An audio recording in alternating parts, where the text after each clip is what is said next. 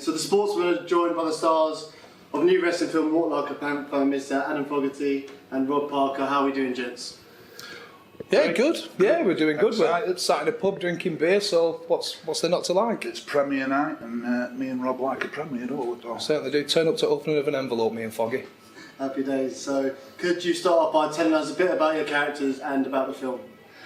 Yeah, I'm playing a character called Screwball Danny Dixon, and Rob's playing my brother Corkscrew Dixon. Oh, you forgot my first name! Derek. Oh, you didn't get it in though, did you? I was going to put it in. Himself, if you hadn't cut me short, I was going to say, Derek. Oh, he wasn't. You know that wasn't true.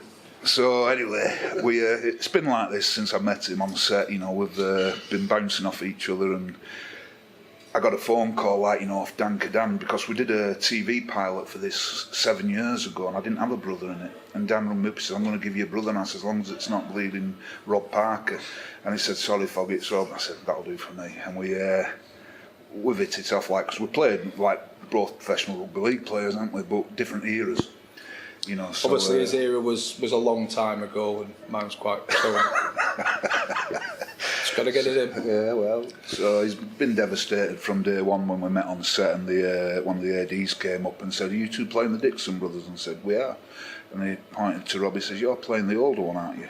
And he just hasn't been able to get over that. You know, he keeps saying I bring it up, and I don't. To be fair, he moisturises quite well, Foggy. He's got good skin, so yeah, I've got in the task just to hide some of these wrinkles and see how we go from there.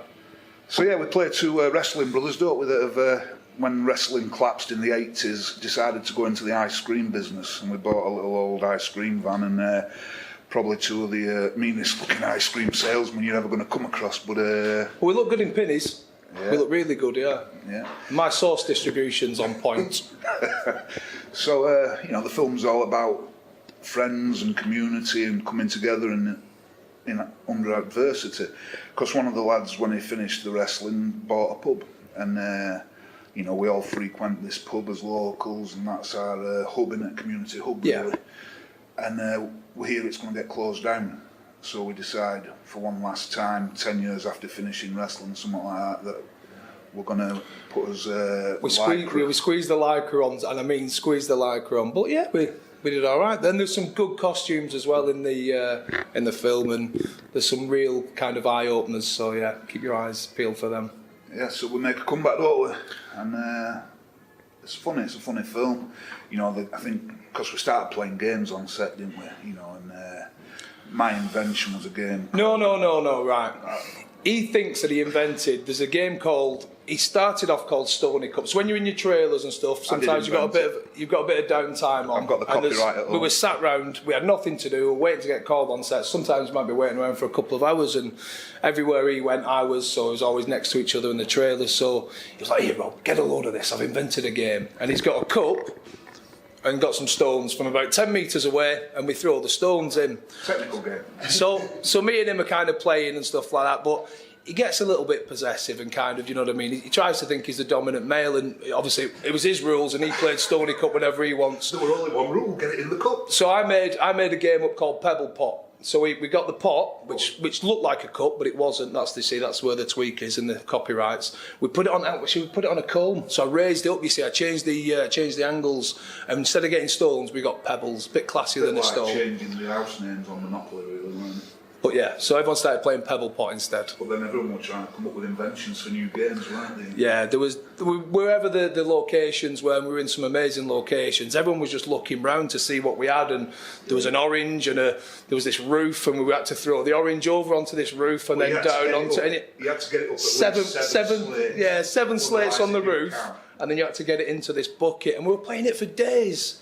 So yeah, and there was some good money to be won as well, weren't there? Yeah. It brought us all together, you know what I mean? And it got to the stage where you were getting upset if you had to go on set because you didn't want to miss your turn at these different games. But at night, I think, from what we've been told, it really comes across in the film, the companionship. Yeah, the camaraderie that we had offset, everyone says that, especially speaking to Dan, the director, he just said you could see how just, as if we'd known each other all our life, which was perfect for obviously the film that, we had known each other all our lives. No, I can't wait to see it. And obviously you guys both former rugby league players, and Adam, obviously you were boxers before that. Can you tell us a bit about how you went from being a professional athlete into an actor? I fell into it luckily when I was boxing. I used to be a professional heavyweight boxer, and I signed with Terry Lawless and Mickey Duff. And they were looking at the time for a white heavyweight to play Andres Milan in a Warner Brothers film called The Power of One. And it was Stephen Dorff and Morgan Freeman and people like that, you know. And luckily for me, one of the managers, one of the money backers was a fellow called Jarvis Astaire who used to manage Dustin Hoffman. And he put my name forward, you know, just right place, right time. And I had to go and learn a South African accent for, you know, I only had about 2 parts in it. I think there's a good story here as well, isn't there? What was the thing with the... Well, the line, well, I went to this South African, this voice coach, and he says, right, he says, give me a line in South African. And I said, no more, brother, no more, let it be, let it be. An 8-punch combination, you know. And I think, you know, he said, it's not bad that, and he started tweaking it, you know, this, that, that. So I thought, hey, he says, you don't have to come back. I was supposed to have a month's voice training. He says, you don't have to come back. He says, don't tell them, then we'll both get paid. And you're all right. And I thought, that'll do for me. So first day on the set, I turns up on this big movie, Warner Brothers, and John Avildsen was the director who directed Rocky 1, Rocky 3 and Rocky 5. And he says, action. And I walked and I said, let it be, brother, let it be, no more, no more. He went, cut. He says, I don't like that. I thought, okay. He says, I don't like it, it sounds too much like the Beatles song. We'll come back to this, we're going to get you some new words. And I thought, new words? I've already... He's only practiced one sentence. So I started to panic, but anyway, I got away with it. You fell into it luckily like me, really, didn't you? Because... Yeah, I think everyone always says right place, right time, but I also think you make your own destiny and you take your own opportunities. But through a mutual friend, I went to an event one day, and Tom Hardy was there, and we just hit it off, and we was in these woods in Shrewsbury, and we was having a brew, and it was just me and Tom sat at a table just like this, and we were just chatting away, and probably about an hour of his time, and he was just normal guy, one of the boys, and really interested in what I had to say, and vice versa, and we just hit it off, and he asked me for my number, and he went, have you ever done the acting before?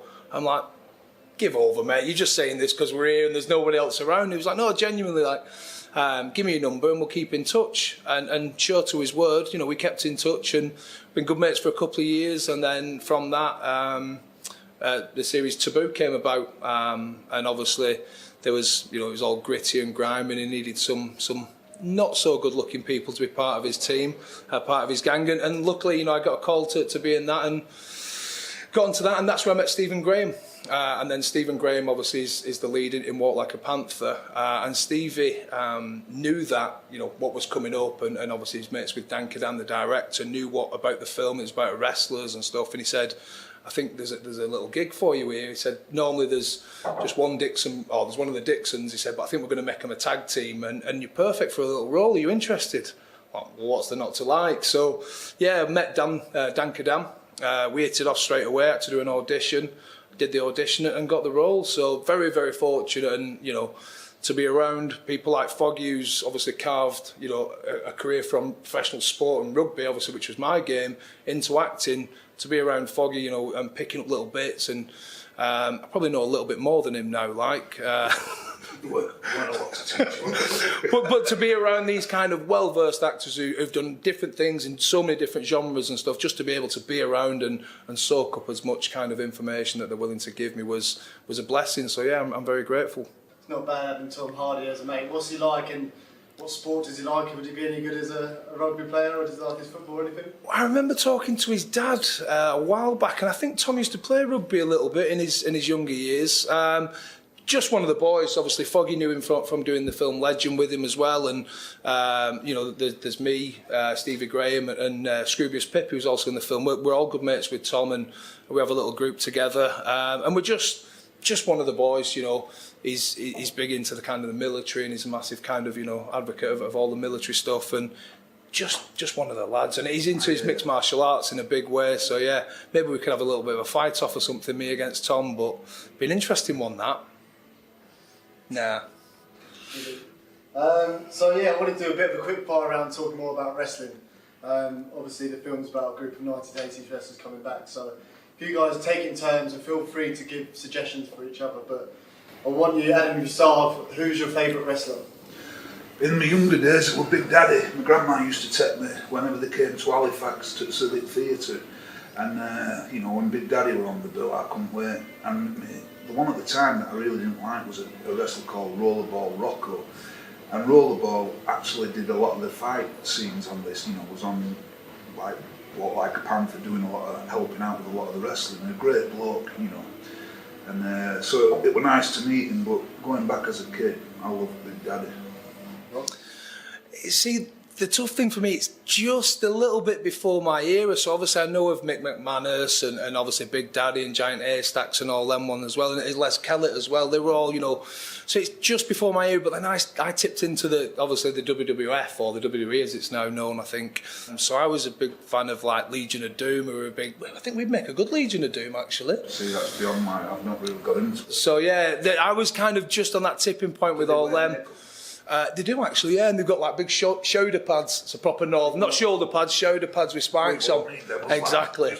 So yeah, Legion of Doom and Hacksaw Jim Duggan and all them. But you know, I understand, and from obviously when I was speaking to different friends and family and telling them what we've just done, so many people nostalgic going, oh, I used to go to like, you know, Burnley Town Hall, and I used to go to Halifax and watch all these people. So I think there's so many people who are going to find something for everyone in this film. And they used to be chocker. You know what I mean? But there was nothing else to do really, and obviously, you know, Saturday afternoons, 4 o'clock, you know, there wasn't 1,000 channels like there is now, so everyone sat down from, you know, the working man right through to hopefully the Queen Mother, that she sat down and all watched, you know, wrestling. And it's funny because my character that I played in Snatch, Gorgeous George, was actually named after a wrestler. In the what was 60s. He called? Gorgeous George. But so, you know, it's a bit of a full circle, really. And sorry. Go on. I remember getting back into wrestling when I watched Rocky 3, Hulk Hogan. That sort of, I don't know if it spurted it or kick-started it again in America. Yeah, yeah. But it was just like, Jesus. Like, you know, looking at Hulk Hogan, this Thunder Lips, and, you know, so... And I think for me, one of the big things was when we did some choreography with the stuntmen, and there was a couple of guys that came in who were brilliant wrestlers, and that was their kind of... you know, field of expertise. They came in and showed us, you know, how to punch and stuff, but they were saying this is the only time we've always ever taught people to actually look like it hurts. Whereas this is like, you've just got to milk it and be really extravagant and stuff. And the showmanship that went on, you know, with these wrestlers. And we met Rollerball Rocco, and you could see he still got it, and he was showing us, you know, just these little kind of things that he taught, you know, that he learned over years and years of experience. But the showmanship of going into the ring, especially when we started filming at Huddersfield, where we was in this town hall, I got such an adrenaline rush, probably more so than any kind of rugby game. You know, it was such a laugh to do, and all the fans are cheering and booing and going through the motions. It's funny because while we were learning and being taught, like, you know, me and Rob are like a couple of kids trying to outdo each other all the time. I had no one to outdo. I was just doing my own thing. If he felt inferior to me, then that's up to you, mate. No, let's have it straight. Right, let me tell you. If I jumped over the second rope, you flew over the top rope. Right, we did this thing. One day we was doing this green screen stuff for all the promotion stuff for the videos, and it was all, we had to jump off this platform. It was about 3 or 4 foot high onto these crash mats, and it was this slow motion camera. And we had to do something into this camera, and we looked over. Anyway, we jumped over and started to do it. And everyone else went, you know, everyone was starting going through it all, and then Foggy went before me, and he did this big kind of, you know, all kind of aggressive thing. I'm the biggest man in this room thing. I was like, right, cool. So anyway, right, it's your turn, Rob. So I get onto this platform, one of the stunt guys says, what are you going to do? I was like, I don't know. He said, well, do you want to do a somersault? Like, yeah, of course I'll do a somersault. So I did this somersault over into this thing and looking at the camera and doing it. Foggy goes, can I go again? I want to do a somersault as well. So he wanted to do a somersault just to look after his younger brother. The fella said to him, do you want to do a somersault like Foggy did? He misses them bits out. So he went after me. We were at each other like all the time. Yeah, there was a constant just out. But it is that showmanship, and that's what kind of led to the, you know, the good times that we had on set. What would your wrestling name be? I don't know, Bob, if you want to help out for Adam. Dixon.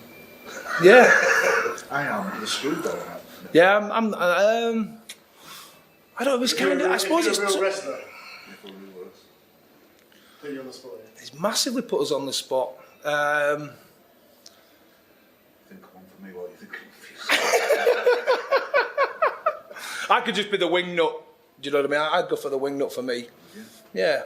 What are you reckoning for yourself? I I don't want to take the mick out of you because he is bigger than me and he just said he was an heavyweight boxer, so... I don't know. I've got a black belt in origami though. I fold it for a sign of any trouble. Way! One thing, what finisher would you have if you were a wrestler? I don't know if you were learning moves or setting up. I had the corkscrew. That was my finishing move. So we got to put the corkscrew on the gladiator. So gladiator Glenn Higgins, that goes on in the film. And mine was a screwball. Woo! And then we did like a bit of a Then run up and do a bit of a belly flop into each other. And I think we did it with Ricky Rickson, who plays Michael Socker in the Michael Socker, who plays Ricky Rickson. We give him a little bit of a Dixon sandwich and squeeze him in. So I think he secretly enjoyed it as well. I think the big mind size would have to be similar to the Big Daddy flop. Yeah. If you could have any actor apart from Mitchell, obviously, that you'd want to be your tag team partner, who would it be? Ooh. See, I'm torn between Jason Statham and Bruce Willis because we obviously look so much similar, me and Bruce, or me and Jason. Obviously, I'm still kind of querying if we are brothers. Do you know what I mean? But yeah, I'd say more of Jason Statham. Good-looking bald man. Schoolboy era. Pamela Anderson. Ooh. Yeah, change that one. Okay, I can see where you're going. I'm comfortable with who I am. I'm comfortable. Adam, you played obviously Gorgeous George in Snatch. Yeah. What was it like twatting Brad Pitt? It was brilliant. It was great, lad. It was so down to earth, And the first day I had to go and meet him, it was at his house where we were living, and it turned out that it was Sting's house. And this car picked me up and took me there, and I knocked on the door, and I thought security or the butler's going to open the door. And it was Brad Pitt who came and opened the door. And he said, "You must be gorgeous." And my name in the film, I says, "I am." He says, "Come in, man, nice to meet you." He says, "Do you want a cup of tea, coffee?" I says, "Yeah, I'll have a coffee." He took me in the kitchen, he started brewing up. And I'd gone there to go through fight rehearsals with him, and the stuntman were there and his bodyguard were there.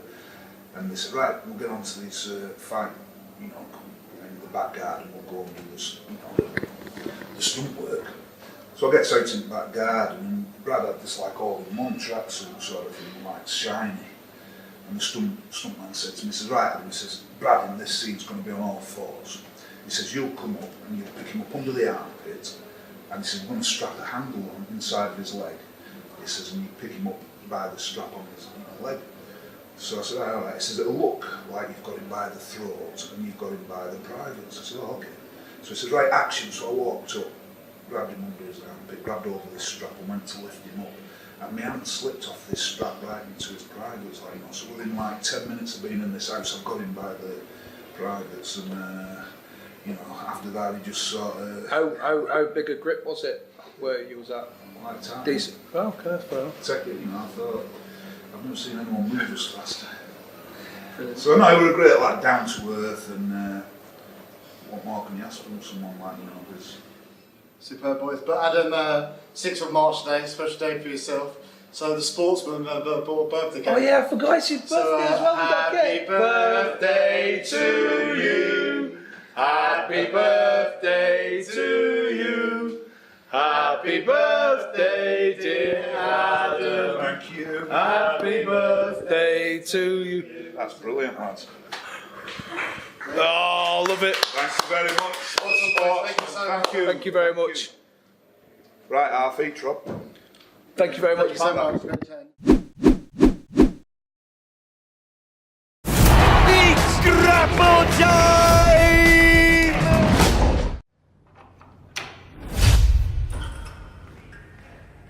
Nothing meant more than being in the ring with the Panthers. My wrestling family. In the 1980s, we pulled in audiences of millions.